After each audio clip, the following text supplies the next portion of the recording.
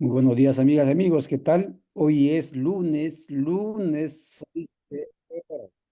Aquí por Centroamérica son las 6:04 por Bolivia, donde está Juan Carlos allí esperándonos. Son las 8 de la mañana, el tiempo va corriendo y hoy iniciamos esta nueva semana, o todavía aquí en la oscuridad, pero claro, la luz se va a ir imponiendo cada vez más, minuto que pase.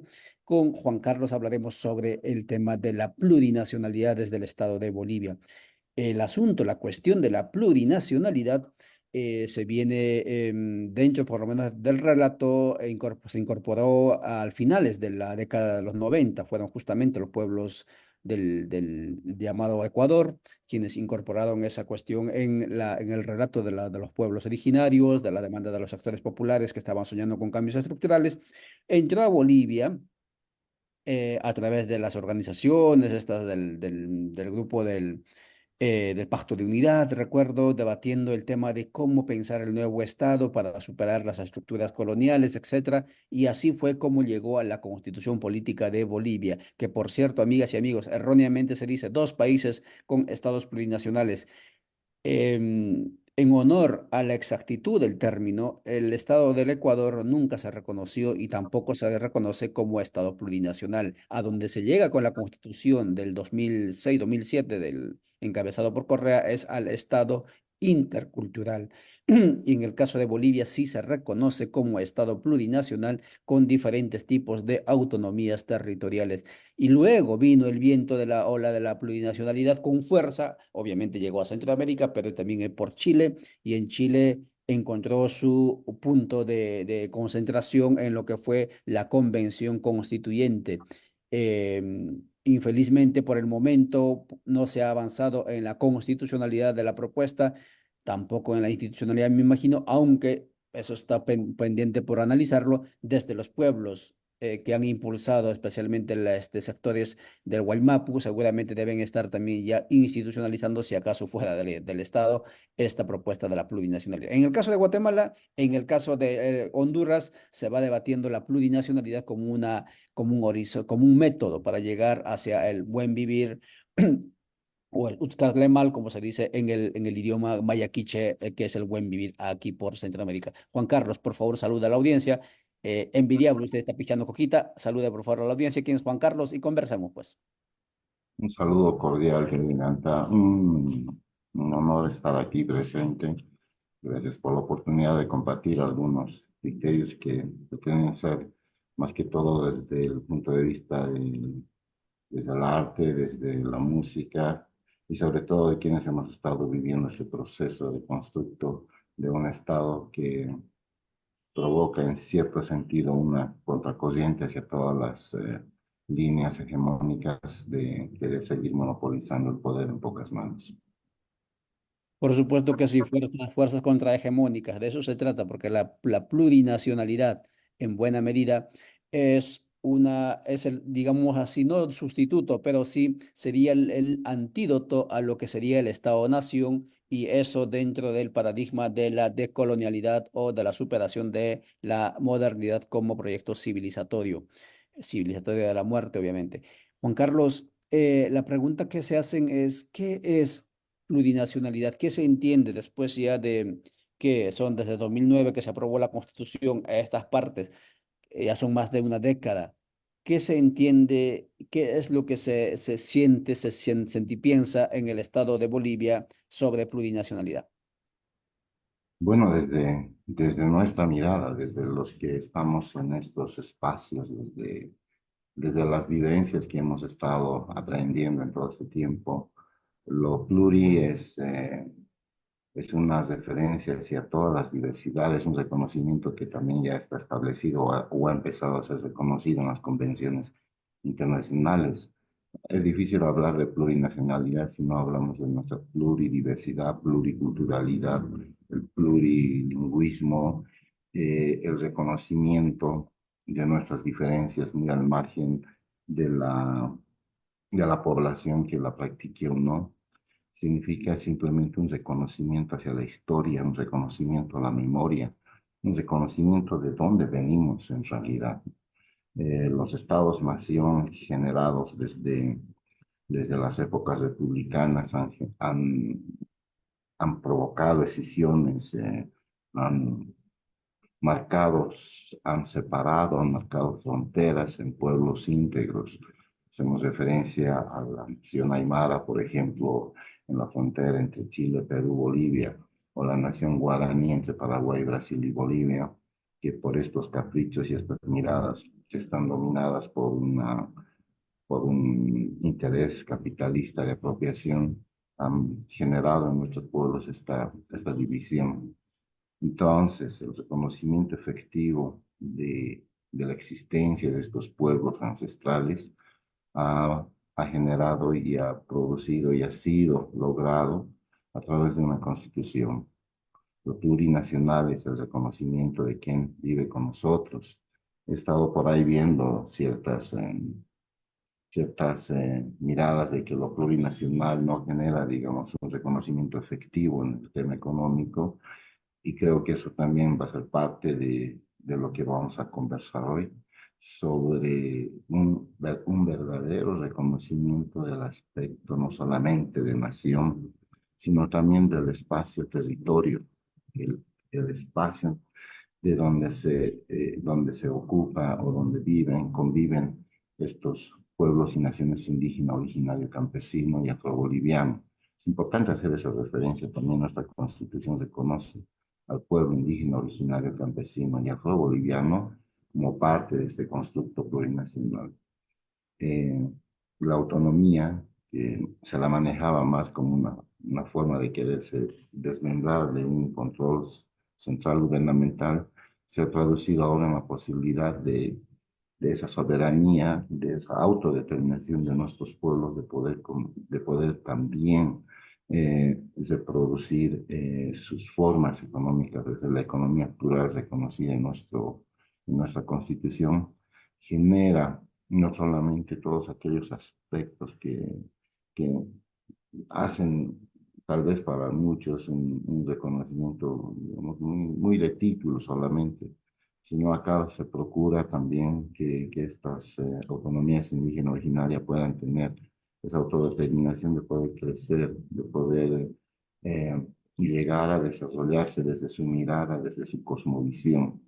No es lo mismo el concepto de desarrollo desde la mirada de la cultura de la muerte a la cual tú hacías referencia previamente, sino también el reconocimiento efectivo de quizás el único espacio que tenemos ahora de poder sobrevivir como seres humanos, que es el conocimiento y la sabiduría de nuestros pueblos. Esto ha sido fortalecido porque realmente se reconoce al pueblo boliviano sus culturas, el haber llevado una lucha no solamente de cuerpo, sino una lucha intelectual, una lucha de mantener su sabiduría, sus saberes, sus conocimientos durante tantos años para que se pueda lograr este proyecto de un Estado plurinacional. Un Estado plurinacional que reconoce a un nivel equitativo, un nivel, digamos, de pares, a nuestras naciones que conviven con nosotros. Es un logro sobre el cual se está trabajando y sobre el cual esperemos se consolide este paradigma del vivir bien en armonía, del vivir bien con la naturaleza, con nuestra madre tierra, la Pachamama, de convivir entre nosotros, consolidando esa mirada de nuestra Huipala, que es la unidad en la diversidad.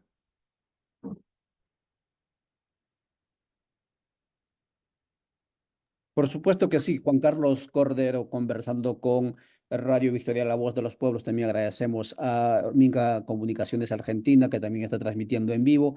Agradecemos también a Rondas Campesinas del Perú y también en ese mismo país a Unidad Popular, que también nos está permitiendo transmitir a su audiencia, que por cierto por allá están un poco más adelantados en tiempos, en horas. También agradecemos al sitio de Colombia, al carajo.org, y a los sitios aquí en Guatemala como Codeca Guatemala, Juventud Plurinacional, Avia La Soberana, que van transmitiendo en su canal, y a los que nos siguen por Radio Victoria, La Voz de los Pueblos, conversando sobre la plurinacionalidad desde el único Estado plurinacional del continente, aprendiendo también de su caminar y de sus desafíos.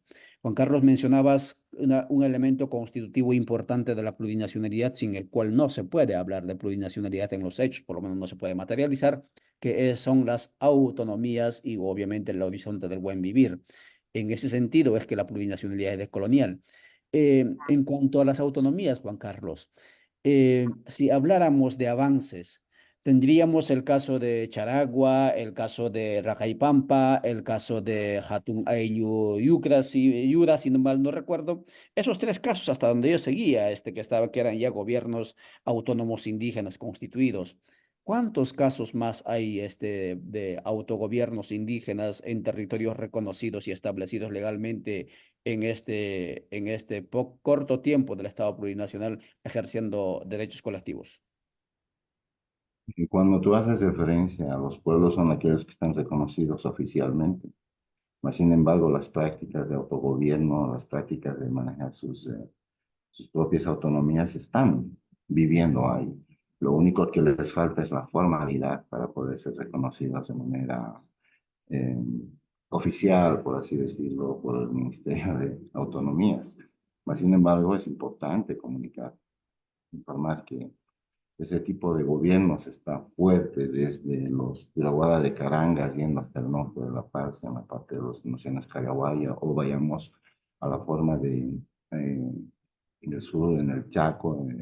Hay una autonomía reconocida, pero existen otras que están conviviendo ahí mismo y manejan su forma de gobierno ancestral, las cuales son reconocidas.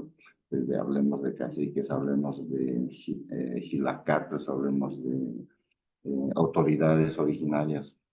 Eh, si ustedes ven la forma, la relación que tiene nuestro hermano presidente, Luis Arce Catacora, en todos los espacios, él tiene una relación muy estrecha con las autoridades originarias. Recientemente tuvimos un lanzamiento del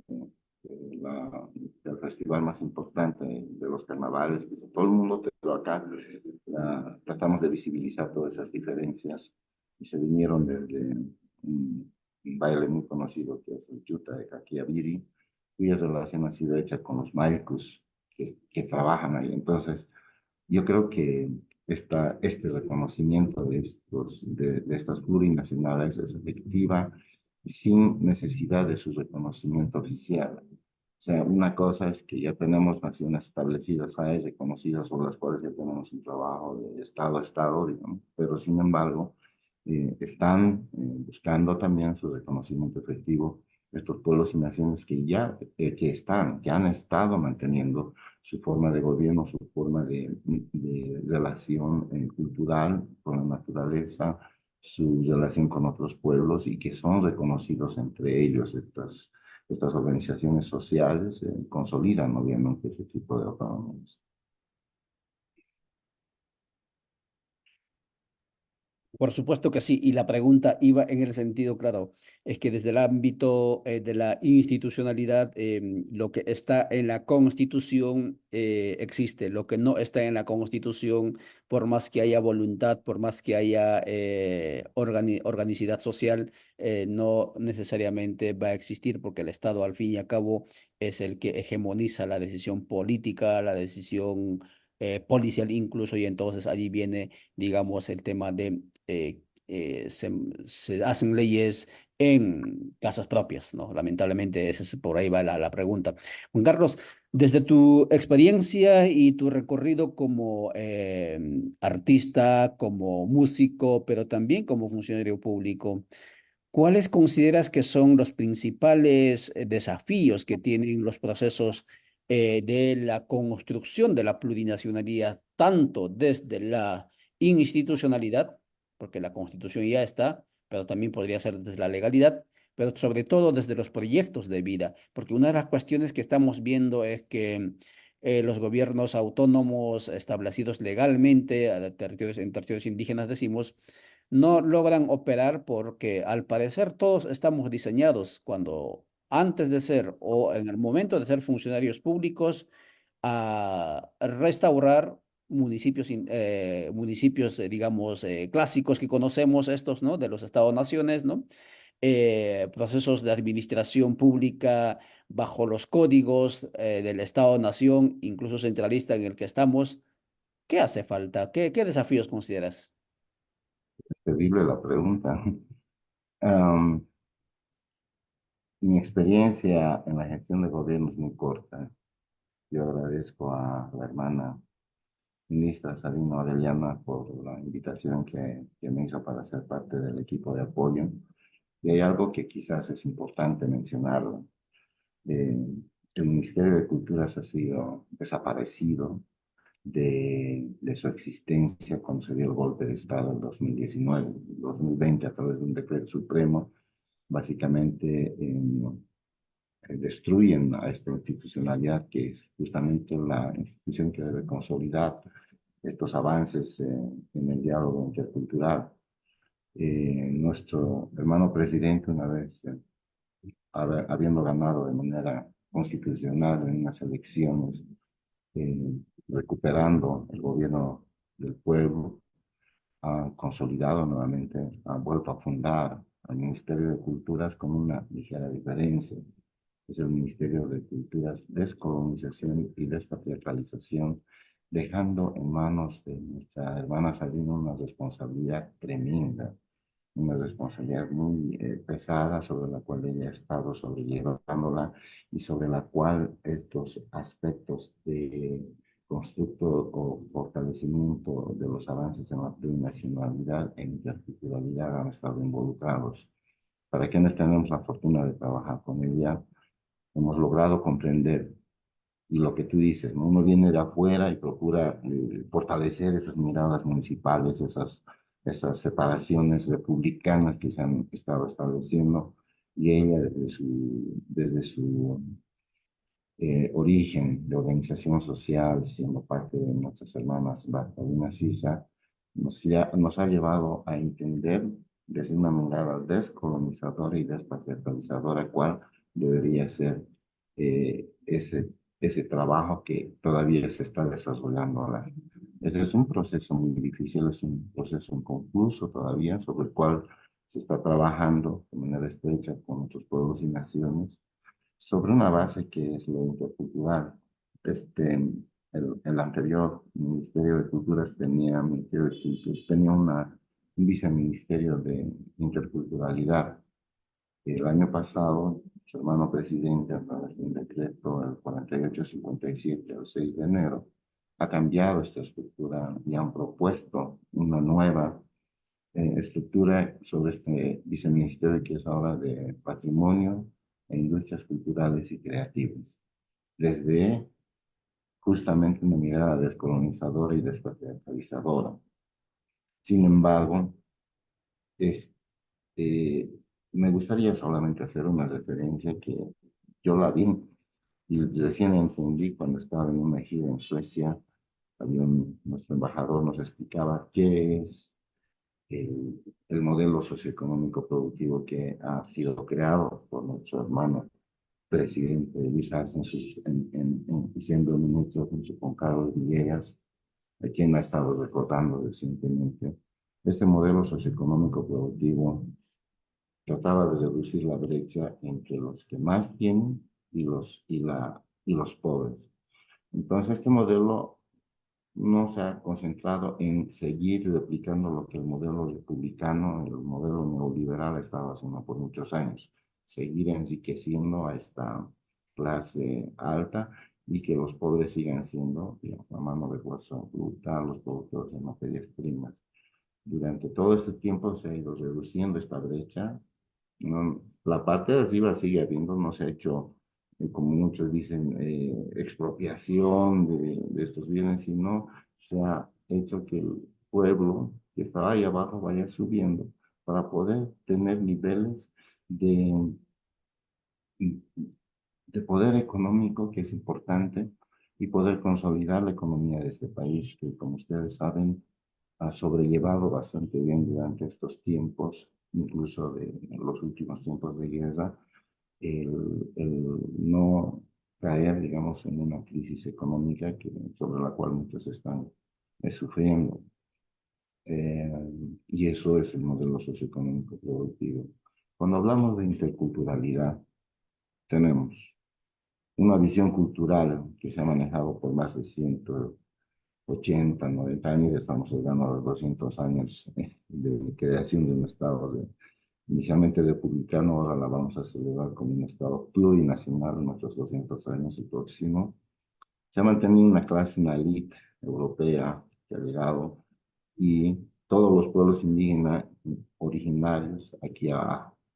Entonces, el trabajo que también se debería de hacer en su momento ha sido la de fortalecer la mirada sobre cultura, porque cultura para muchos hasta entonces, hasta ahora todavía sigue siendo las artes, las bellas artes. Cultura son aquello que produce un especialista en arte, pintura, música, y no, y denigran el arte elaborado desde nuestros pueblos y naciones indígenas, originarios y campesinos. No se ha logrado reducir la brecha de esta mirada para que nuestros pueblos puedan dialogar en cierto sentido a esos niveles, ¿no? Es más, había una suerte de retroceso en este pensamiento, grupos folclóricos que utilizan aquellos elementos que son de nuestros pueblos indígenas originarios, no reconocían a los verdaderamente portadores de estas culturas. Entonces, nuestra hermana ministra, y este es solo un ejemplo sobre el cual me gustaría puntualizar, nos ha instruido poder incorporar dentro de unos premios que nosotros tenemos nacionales, el premio Laura Baroa, que quizás es uno de los premios más importantes que tenemos en Bolivia, incorporar dentro de ella una categoría de pueblos y naciones indígenas, originarios, campesinos, sobre la cual la evaluación misma de la creatividad no tenía que tener una mirada occidental, sino más bien tratar de entender la forma de apreciación y elaboración que tienen nuestros pueblos, sobre la cual podríamos hablar bastante, que es quizás uno de los pasos más importantes que podrían consolidar lo plurinacional desde un diálogo intercultural. El diálogo intercultural se va a producir, se va a producir en el momento en que nuestros pueblos y naciones indígenas originarias sean reconocidos culturalmente al mismo nivel. Mientras tanto, existen retrocesos y ese retroceso se ha dado justamente en el golpe de Estado del 2019, cuando nuestros pueblos han sido nuevamente maltratados, ha regresado el racismo, ha regresado la discriminación de manera muy fuerte, incluso una discriminación interna, se podría decir, sobre, sobre la cual estamos trabajando desde los mecanismos que tenemos, desde las herramientas que tenemos. eh, el objetivo es consolidar este diálogo intercultural en igualdad, en equidad, para poder fortalecer y consolidar el Estado plurinacional, cuya característica principal es ser pluriculturales, todas las culturas diversas entre ellas sean reconocidas de manera efectiva y en niveles de igualdad para poder seguir avanzando hacia adelante, hacia una vida en común, hacia un bienestar, es una causa y el idioma de ahí, Sumacamaña, que son aquellos principios que consolidan, constituyen nuestra unidad como Estado plurinacional. Esa es la mirada que queremos justamente construir, un paradigma del nuevo boliviano hacia el bicentenario, es algo que nuestra hermana ministra y también nuestro presidente están buscando cada día y sobre la cual tenemos no pocas dificultades. Muchas gracias. Son 6:28. Estamos conversando con Juan Carlos Cordero desde Bolivia sobre y lo que se entiende por plurinacionalidad después de una década de estar en la Constitución, sobre lo que implica en la administración pública ello y los desafíos. Y claro, el gran desafío que nos plantea Juan Carlos, uno de los desafíos, y tiene que ver mucho con la dimensión ética, pero también sobre todo con los hábitos, es decir, con la praxis cotidiana, es la educación para la diferencia, para lo que él llama el diálogo con la diversidad, en diálogo intercultural. Juan Carlos, para ir cerrando esta transmisión, quisiéramos escucharte. ¿Cuál es el mensaje que dejas desde la función que cumples, pero también desde ser parte de ese proceso hacia la plurinacionalidad en Bolivia, que por cierto no es un trabajo de cuestión de décadas, porque fíjense, la República en estos países nuestros de Villela va corriendo ya 200 años y República no ha llegado ni tan siquiera a 200 kilómetros más allá de la capital de las ciudades principales. Y en ese sentido, la plurinacionalidad como propuesta en construcción va a tener que caminar bastante lento y tenemos que tener bastante paciencia para eh, poco a poco ir avanzando hacia ello. ¿Cuál es el mensaje que dejas? Porque son diferentes países que van empujando hacia ello y al parecer nadie se siente cómodo en esta camisa de fuerza de Estados-naciones y quieren plantearse, tanto a nivel jurídico, pero también institucional y proyectos de vida, la pluralidad o la diversidad para convivir. ¿Qué mensaje le dejas?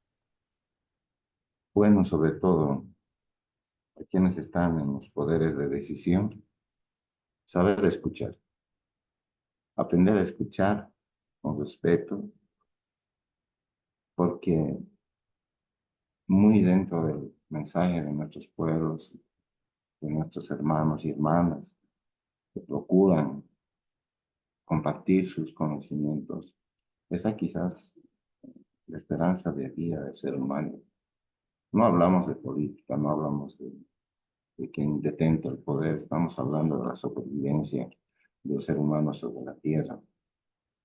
Eh, hay una ceguera en mirar estos elementos de nuestros hermanos que procuran compartir a gritos con nosotros y el reconocimiento de lo nacional nos va a permitir eso, los conocimientos en la medicina, en el respeto a los animales, que no es una cosa muy romántica, por así decirlo, porque muchos dicen, no, están volviendo a romantizar. Es una cosa efectiva sobre la cual estamos generando desde nuestro hermano presidente, nuestra hermana ministra y los otros ministros que acompañan buscando consolidar esa postura de equilibrio. Nos sentimos, nos alegra cuando países como Chile y Guatemala procuran cambiar la constitución, Ecuador lo mismo, cambiar la constitución para el reconocimiento efectivo de la plurinacionalidad. Los nuevos pactos se tienen que realizar. eh, Cada país es diferente, nosotros no tenemos la fórmula para poderla hacer. Cada uno tiene que encontrar su reconocimiento y nosotros valoramos esa lucha. No vamos a decir que somos los expertos para ir a apoyar, eso es imposible. Nosotros solamente compartimos lo que hemos tenido dentro de nuestra experiencia y sobre la cual todavía nos falta mucho. Saber avanzar, saber escuchar los cantos de nuestros hermanos, saber respetar sus sonidos, su sonoridad, su sonoridad y sabernos unir, sobre todo.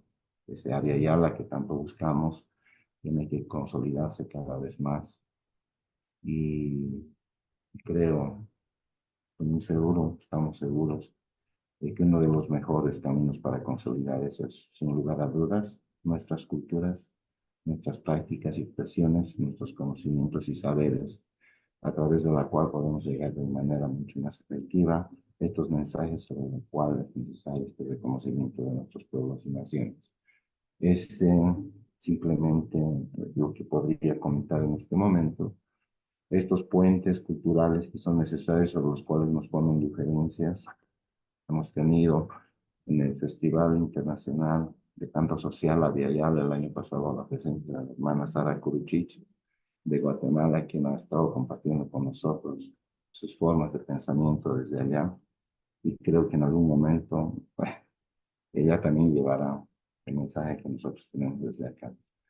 Es nuestros hermanos y hermanas de los pueblos y naciones quienes deben tener la voz para que podamos escucharlos. Muchas gracias, Juan Carlos Cordero. Conversó con nosotros. Por supuesto que sí estamos de acuerdo. Capacidad de escucha, capacidad de construcción desde la diversidad, pero sobre todo, los pueblos somos subalternos. Y con el culturalismo, con el neoculturalismo que se intenta impulsar ahora con el gobierno actual en Guatemala, no se avanza mucho en esta suerte de emancipación pendiente que tenemos los pueblos. Y en ese sentido, totalmente de acuerdo, me encantó esa idea. Aviala como proyecto, Aviala como meta, que esa tierra madura, que a donde tenemos que llegar para que ocurra ese en Ñanderreco, o ese buscarle mal, o ese sumas causa y que se dice en el Ande. Juan Carlos, muchísimas gracias por tu tiempo. De verdad, nos estamos muy agradecidos todos los que seguimos en estos canales y los que generamos estos contenidos, porque allá son horario de oficina y nos estás regalando tu preciado media hora de tiempo. Gracias por ello y nosotros estaremos en continua comunicación contigo y ojalá que próximamente podamos encontrarte por aquí. Y amigas y amigos, cuando sean las 7:30, es decir, en una hora, estaremos conversando sobre los resultados y lo que se viene ahora en el país pulgarcito del continente que es El Salvador. Muchas gracias por vuestra atención. Nos veremos en una hora. Chao.